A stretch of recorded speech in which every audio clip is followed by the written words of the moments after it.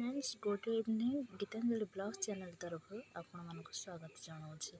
आज मु कोबी तैयारी पकुड़ी करने को चाहूँगी। संध्या टाइम जलखा करने आसंत आम देखा तैयारी पकुड़ी सामग्री कोबी छेचा होता पियाज रसुण अदा पेस्ट चिकेन मसला जीरा पाउडर लंका पाउडर हल्दी गुंडा आवश्यक अनुसार लुण बेसन आम प्रस्तुत आरंभ करवा।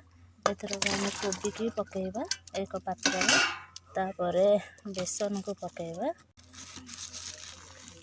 बेसन को पकईदेले तापर अदा रसुण पियाज को पकेबा।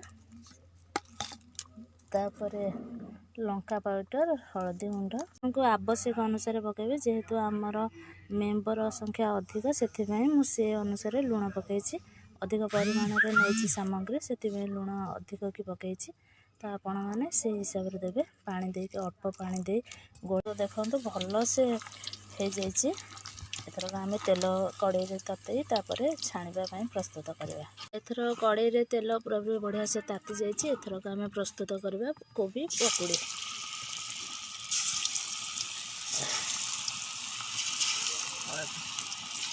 बढ़िया से प्रस्तुत हो सारी एथरक आम छाणिकी पात्र रखा। प्रस्तुत सरी कोबी तैयारी पकुड़ी शीत दिने संध्यार समस्त खाइबा को बहुत भल लगे। समस्ते जाई बजार हाटे खाआंती तो आम मैंने घरे भी बन खाईपर।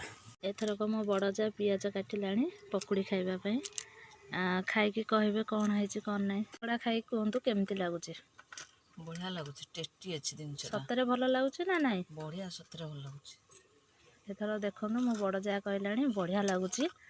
आपण मैंने भी एमती बन खातु शीत दिन।